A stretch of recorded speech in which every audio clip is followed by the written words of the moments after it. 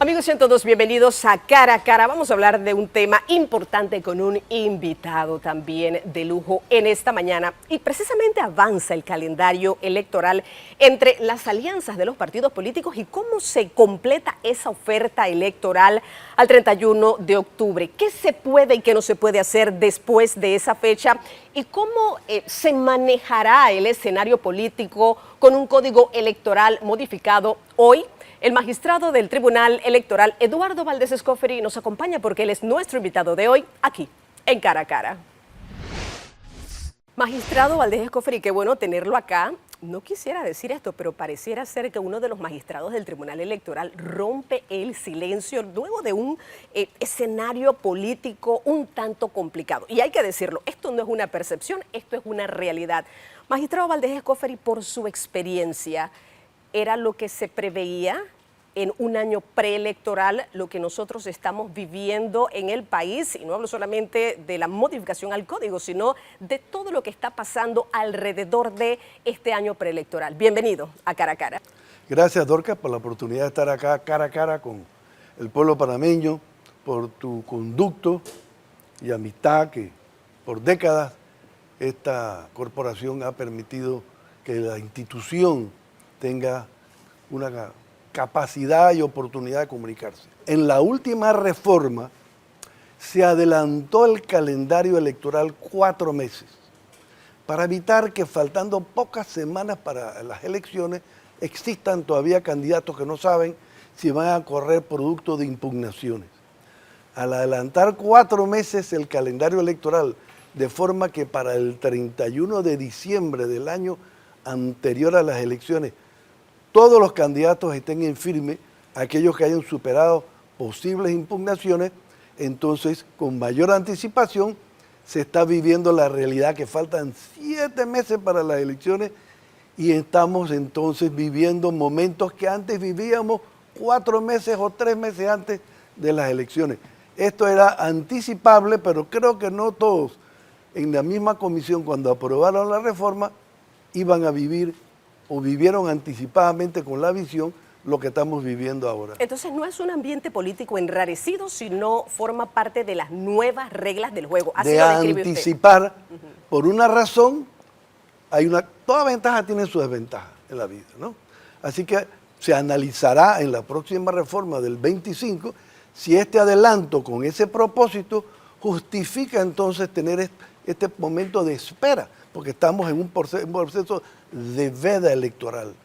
Sin embargo, nada le impide a los candidatos que ejerzan su libertad de movimiento y recorran el país hablando con sus posibles electores. Y que tengan la libertad de expresión, siempre y cuando no paguen por enviar un mensaje a través de los distintos medios de difusión. Y eso nos lleva al tema reciente de la libertad de expresión o de la propaganda electoral.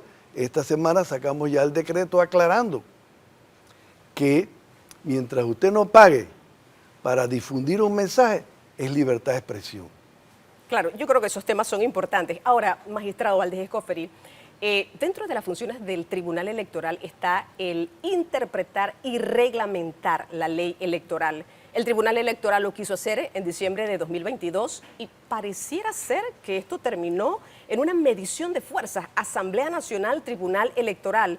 Es la primera vez luego de esto que ya fue aprobado, que ya es una ley y que ustedes en un comunicado dijeron no vamos a demandar. Pero es la primera vez que tenemos la oportunidad de conversar con un magistrado del Tribunal Electoral. ¿Qué pasó con el 380, magistrado? No estaba claro, se enredó para abajo la cosa.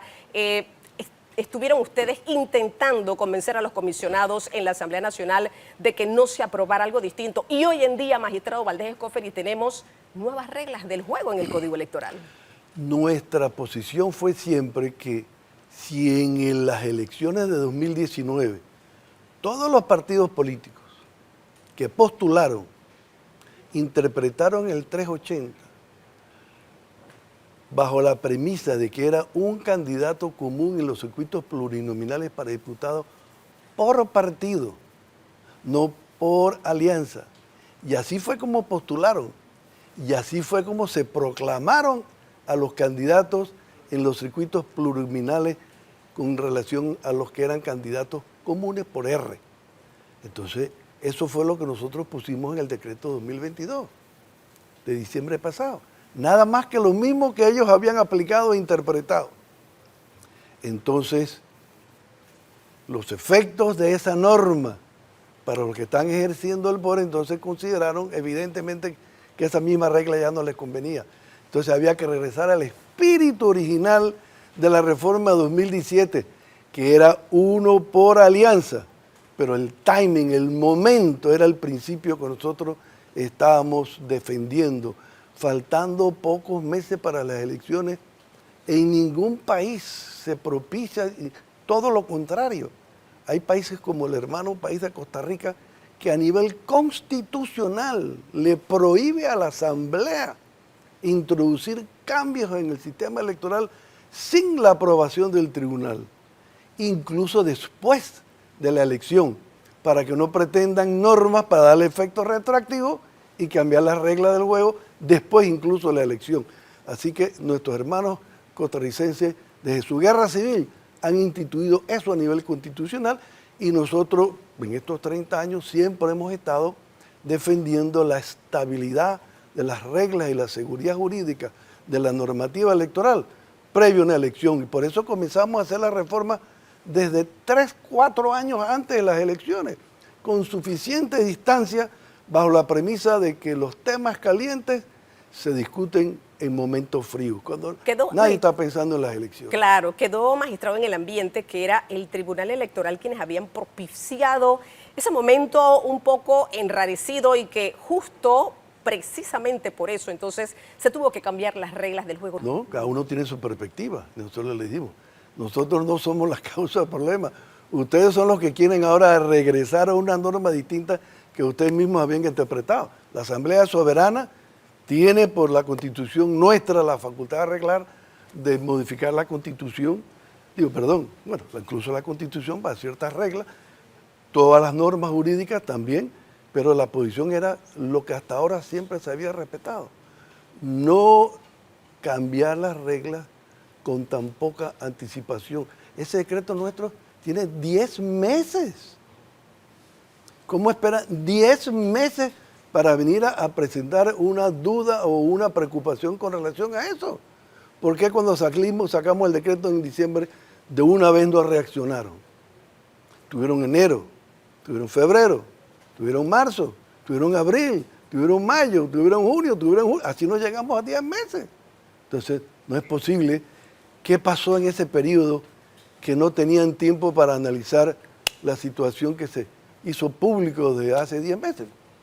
El Tribunal Electoral no quiso demandar para no seguir con este conflicto. Ustedes decidieron mejor respetar la ley ya 403. Sí, porque falta suficiente poco tiempo, valga la paradoja, para introducir entonces nosotros una interrogante, ¿no? Que los interesados, porque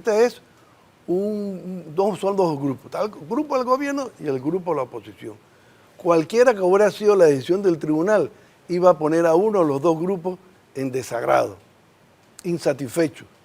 ¿Por qué permitió la norma? Nosotros no tenemos cómo decir que no vamos a aplicar la norma.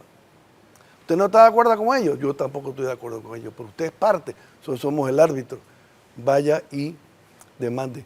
Cosa distinta fue cuando se aprobó la reforma en la ley 247 del 21, que nosotros entonces sí, al haberse cambiado principios fundamentales que habíamos endosado con la Comisión Nacional de Reforma sobre la paridad, pues somos el último país de América en que está incumpliendo las normas de paridad a nivel de tratados internacionales.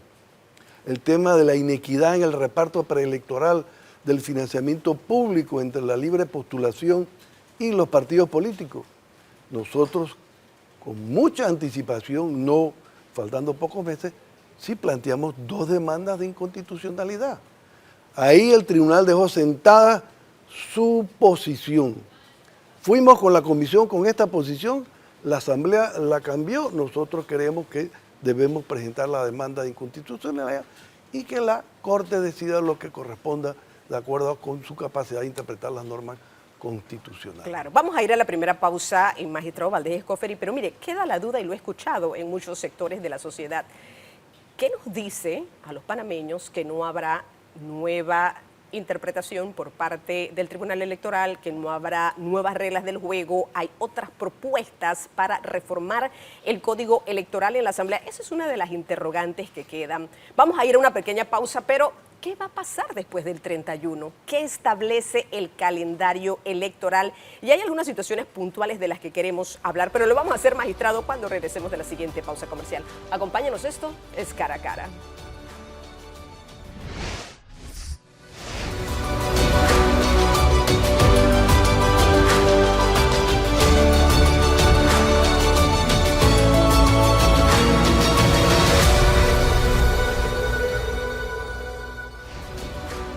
Amigos, estamos de vuelta. Esto es Cara a Cara, hablando con el magistrado del Tribunal Electoral, Eduardo Valdés Escoferi. Decíamos en el bloque anterior, magistrado Valdés, ¿quién dice que no van a haber más reformas al Código Electoral? Que esto no va a generar esta incertidumbre. ¿Y cuáles pudiesen ser esas consecuencias también? Ya hay una modificación, decía algunos de los candidatos presidenciales. Bueno, esto del 380, que hoy es una ley 403, se tiene que aplicar no en retroactivo. Ya nosotros hemos establecido algunas alianzas, estamos jugando con las reglas del juego ya establecidas. ¿Qué va a pasar específicamente con este tema? ¿Cómo funcionaría, magistrado Valdés Escoferi? Como dice la ley, por más que no nos guste, por más que nosotros estuvimos en desacuerdo en cuanto a la oportunidad de reformar las reglas de la contienda, ahora cada alianza podrá solamente escoger un solo candidato común por alianza, ya sean 2, 3 o 4 partidos o X, con estas nuevas modalidades de hacer alianzas territoriales específicas. En cada circuito podrán escoger un solo candidato, tanto oposición como gobierno, ¿no? En ese aspecto, a pesar de que para uno se cambian las reglas, y esa era nuestra primera percepción, ¿no? ¿Cómo vamos a hacer con este problema de cambiar las reglas a mitad de camino cuando ya hay expectativas, ¿no? Pero después de un profundo análisis, llegamos a la conclusión que no era competencia del tribunal dudar de la aplicación de la ley, porque mientras esté vigente tenemos que aplicarla aunque no nos guste. Una de las novedades, y tal vez escritas en el papel, vamos a decirlo, porque a lo mejor en la práctica se llevaban a cabo, era este tema, magistrado, de las alianzas parciales territoriales. No aparece en el Código Electoral, sí en el reglamento de elecciones. Y para el electorado a lo mejor es algo nuevo. Apoyo acá abajo, sin embargo las cabezas, como ya lo hemos visto, tienen un tenor diferente. Cada quien va por su candidato presidencial. Reglas nuevas del juego que no sé si al final del camino sí benefician a aquellos que quieran hacerla o que confunden un poco al electorado, magistrado. Si hacemos memoria, a veces el electorado tiene corta memoria y muchos partidos también. Para las elecciones de 2014 tuvimos una situación que tenía algo de similitud. No se quería que los partidos de oposición pudiesen unir fuerzas frente a un candidato de gobierno en determinados circuitos. Y luego que se aprobó la reforma, se aprobó una ley para condicionar las postulaciones comunes a que los partidos tuviesen una candidatura presidencial. Eso fue una ley que se aprobó con posterioridad a la ley 54 de 2012, que buscaba y estaba en torno al mismo tema: cómo unir fuerzas frente al gobierno de turno para tener más posibilidades. Así que está ese precedente que viene a tener relación con el que tenemos ahora. Lo único que aquel fue con suficiente anticipación y no faltando 7 meses para las elecciones. Claro que sí. Hablemos un poco sobre el calendario. Llega el 31, debe estar no solamente las alianzas, que terminó en septiembre, sino la oferta electoral completa. ¿Qué debe pasar, magistrado, o qué sigue en esa agenda? E introduzco aquí mismo esta interrogante. ¿Qué pasa si después de esa fecha algún candidato se baja? ¿Algún candidato es inhabilitado o, en el peor de los casos, ojalá eso no ocurriera, muriera el que le sigue ocuparía ese lugar, habría que hacer nuevas elecciones. ¿Qué establece la norma? El código es bien claro en el sentido de que después que una nómina de candidatos está en firme, es decir, ya ha superado cualquier posible impugnación y hasta consolidada para ir en la boleta de votación al cargo que corresponda, si un principal renuncia, su suplente toma su lugar. Si el suplente renuncia, el principal continúa sin suplente. Solamente en el caso de fallecimiento, faltando un poquito más de 30, faltando un mes pues, para las elecciones, 30 días, es que puede ser reemplazado en el caso que sea un candidato de un partido político. Por ejemplo, ahora mismo tenemos ya en firme todos los candidatos de libre postulación, pues ellos comenzaron antes. En agosto de 2022 comenzaron ellos a recoger firmas. Ellos ahora mismo están todos en firma. Los candidatos de los partidos políticos todavía no. Y ya se hicieron comentarios sobre cambios y renuncias que se daban entre los candidatos de libre postulación. A que un candidato principal se retiró y renunció para irse con un partido político. Pues su suplente sube. No es que se cae la nómina. Y en el caso del presidente, el vicepresidente quedaría como el principal. En que los libres postulados, exactamente, ya ellos están en firme. Lo mismo le ocurre a los candidatos de los partidos políticos cuando deban quedar en firme de aquí a diciembre. El 31 comenzamos con las publicaciones. Digo comenzamos porque algunos partidos están dejando para fines de octubre sus últimas reuniones para consensuar sus arreglos y hacer las postulaciones. Y nosotros tenemos, de acuerdo con el código, que comenzar a hacer las publicaciones el 31 de octubre. Hay que calificarlas antes de poder hacer la publicación. Una vez que se haga la publicación el día 31 de octubre y los días inmediatamente siguientes, hay 3 días para impugnar. Los que no quedan impugnados, que siempre son la inmensa mayoría, ya esos quedan en firme. Si alguno se retira o cambia de opinión, ocurre lo que te acabo de decir. Simplemente hay juego de fichas hacia arriba. Vamos a ir a otra pausa, magistrado. Mire, hay candidatos condenados que están corriendo. Yo no sé cuántos ha detectado el Tribunal Electoral. Vamos a hablar sobre ese tema en el próximo bloque. Y también el Tribunal Electoral, que es el árbitro en estas elecciones y que siempre lo ha sido, no se escapa a los ataques. Ustedes en un comunicado también hablaban o reaccionaban a algunos ataques directos que ha recibido la institución. Me gustaría hablar un poco sobre ese tema. Lo vamos a hacer cuando regresemos de la siguiente pausa comercial. Están los debates presidenciales, continúa la agenda electoral también y está este tema del TER, de los observadores electorales. Hay algunos elementos interesantes dentro de la contienda electoral. Solo espero, magistrado, que nos dé el tiempo para hablar de todos esos temas. Lo vamos a hacer cuando retornemos de la siguiente pausa comercial. Acompáñenos. Ahí salté como con 10 temas, caramba.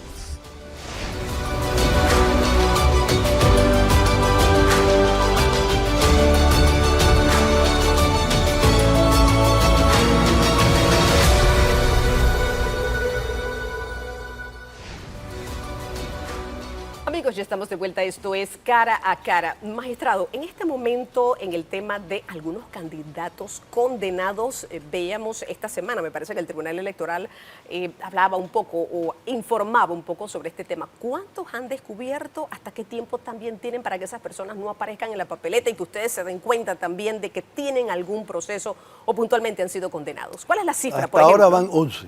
11. Sí. Creo que son 6 por la libre postulación y 5 por los partidos políticos. Esto es una relación con la DIJ, que es la que tiene la base de datos de todas las personas que tienen antecedentes penales, en particular aquellos que son condenados a prisión por 5 años o más. Hemos visto que el Tribunal Electoral, y hablo de ustedes, los 3 magistrados, también han recibido ataques. El Tribunal Electoral no es transparente, el Tribunal Electoral y sus magistrados no están siendo claros específicamente con las reglas del juego. ¿Qué tiene usted que responder a eso, magistrado? Esto es una ola que hay en América Latina con relación a las vicisitudes que atraviesan y navegan en aguas los organismos electorales.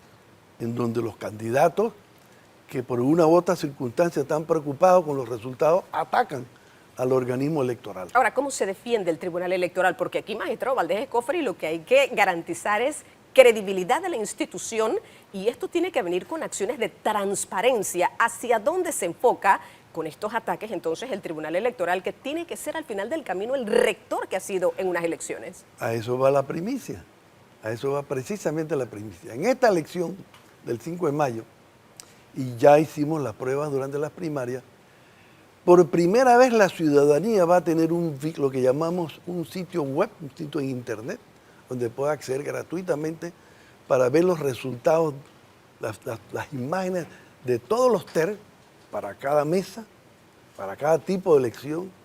Va a ver las imágenes de las copias de las actas sobre las cuales el TER se funda, y va a haber ahora algo que es todavía más innovador y yo no conozco en ningún país en el mundo que se practique. Vamos a traer la imagen de las hojas de control público del escrutinio que se hace en cada mesa, donde se van marcando los votos que saca cada partido y cada candidato. Y eso es lo que alimenta el acta. Y como aquí se queman las boletas, si el acta tiene alguna inconsistencia, no podemos dilucidar qué fue lo que pasó. Pero eso lo vamos a ver en tiempo real, magistrado. A medida que se cierre el acta, se le toma la foto, bueno, van a firmar el presidente, el secretario y los miembros de los partidos políticos y candidatos libres de postulación estas hojas de control público de escrutinio para cada tipo de elección, para presidente, para diputado, para alcalde, para representante de corregimiento. Se capta la imagen y se transmite a este sitio web el mismo domingo, para que aquellos que digan, oye, en esta acta hay algo que está sospechoso porque o no me cuadra, o tiene una inconsistencia, o no me cuadra con la información que yo tengo. Sin pedirle permiso a nadie, él va a poder acceder a este sitio web y va a poder ver la imagen de las hojas de control público de escrutinio para saber cuáles fueron los votos que se dejaron constancia frente a todo el público. Porque aquí en Panamá el escrutinio es público. Cada comunidad hay un grupo de dirigentes que están presentes durante el proceso en que se anota en estas hojas de control público los resultados. No va a haber para fraude, es lo que usted está diciendo, magistrado. Absolutamente, de manera transparente. Vamos a traerle al público con la tecnología a un repositorio web para que pueda tener a su disposición la información que de otra forma tendría que venir físicamente, y va a venir físicamente al Tribunal Electoral, para que oportunamente todos queden tranquilos de la transparencia y de la legitimidad. Y no haya duda, no, esa acta o esta serie de actas con inconsistencia, ahí era donde estaban mis votos. Y yo entonces tengo dudas sobre la legitimidad de mi adversario porque no pudieron tomar en cuenta este determinado número de actas porque tenía una inconsistencia y no había manera de poder descifrar el error que habían cometido los miembros de mesa en esa acta. Eso no va a ocurrir ahora. Esto es una forma de recuperar las boletas escrutadas. Digitalmente, por supuesto, ¿no? Exacto. No la misma boleta, pero sí la boleta reflejada en su escrutinio en las hojas de control público. Eso es muy innovador. No lo ha hecho ningún país en el mundo, porque en el resto de los países se conservan las boletas, pero no las exhiben en un repositorio. Aquí estamos trayendo las hojas de control público para poder enseñárselas a la ciudadanía. ¿Eso cuánto nos va a costar, magistrado? Está incluido en el costo que estamos haciendo para el proceso electoral. Un solo paquete. Un solo paquete. Bueno, muchísimas gracias, magistrado Eduardo Valdés Escofri. Hemos hablado de todo. Vamos a ver qué pasa en los meses que se avecinan también. El ambiente político, el escenario político cada vez toma más auge. El tema de la credibilidad y transparencia del Tribunal Electoral será muy importante en esta contienda. Y como siempre decimos, magistrado Valdés Escofri, en política amanecerá y veremos. Muchísimas gracias por habernos acompañado aquí en Cara a Cara.